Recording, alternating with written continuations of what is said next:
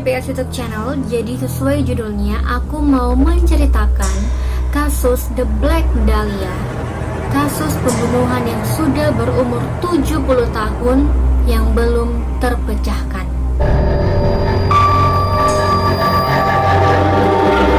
Oke Chin, nama asli dari The Black Dahlia ini adalah Elizabeth Short yang lahir pada tanggal 29 Juli 1924 di Hyde Park, Boston, Massachusetts, Amerika. I don't know gimana cara penyebutan. Oke. Dan dia Chin meninggal pada tanggal 15 Januari 1947 di Leimert Park, Los Angeles, California, Amerika. At least dia meninggal pada umur 23 tahun. Jadi Chin, kasus The Black Dahlia ini sudah 70 tahun tidak terpecahkan. Jadi tidak ada yang tahu siapa pembunuh dari The Black Dahlia.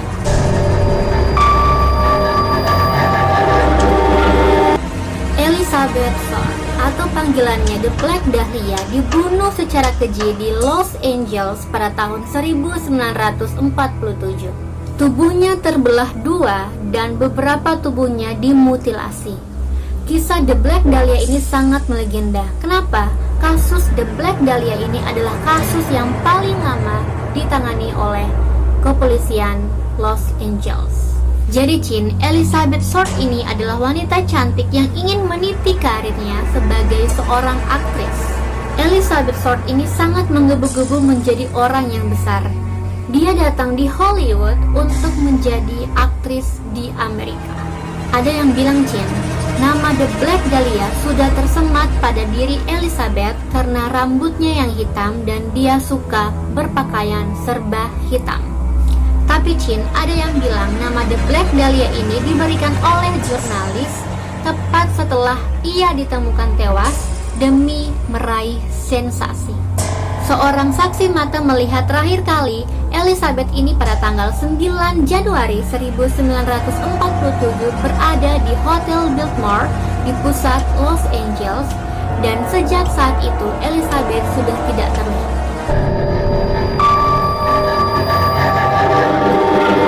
Nah, 6 hari kemudian, tepatnya pada tanggal 15 Januari 1947, pejalan kaki yang bernama Betty menemukan Elizabeth yang sudah tidak berbusana dan sudah tak bernyawa di dekat semak-semak di tanah kosong di Jalan Norton nomor 39.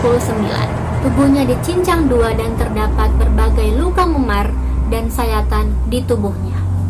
Elizabeth ditemukan tak bernyawa dengan posisi terlentang, lengannya diletakkan di atas kepala dan tungkainya terbuka lebar.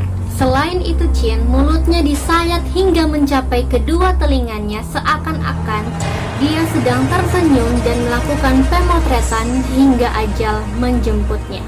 Ada juga bekas jeratan tali di mulut, leher, serta tangan Elizabeth yang mengindikasi kalau si Elizabeth ini sebelum dibunuh, dia disiksa selama beberapa hari. Nah Chin, dari hasil investigasi, polisi menyatakan bahwa si Elizabeth ini dibunuh di tempat lain lalu dibuang di tempat itu. Karena di tempat penemuan mayat Elizabeth tidak ada darah setitik pun, kemungkinan besar si pembunuh ini sudah membersihkan tubuh Elizabeth sebelum dibuang. Selama masa investigasi, ada puluhan orang terdiri dari pria dan wanita yang mengaku sudah membunuh Elizabeth. Polisi mencurigai orang-orang tersebut hanya mencari sensasi. Nah Chin, polisi sudah memeriksa satu persatu orang yang mengaku sudah membunuh Elizabeth, tapi tidak ada bukti kalau mereka yang sudah membunuh Elizabeth. Belum selesai kerumitan kasus, polisi dikagetkan oleh pengiriman paket yang misterius yang kemungkinan besar dikirim oleh pembunuh sebenarnya. Dalam paket tersebut terdapat secarik kertas yang merupakan kumpulan guntingan surat kabar. Nah Chin, aku akan tampilkan gambarnya di sini. Nah Chin, sialnya di dalam paket tersebut tidak ada barang-barang yang mencurigakan. Nah Chin, di dalam kotak tersebut hanya terdapat kartu jaminan sosial, akta kelahiran, dan foto-foto Elizabeth bersama rekan-rekannya. Sehingga Chin, polisi tidak menemukan petunjuk apapun yang bisa meringankan pekerjaan mereka. Nah, polisi mengambil keputusan, polisi mewawancarai orang-orang terdekat Elizabeth Short.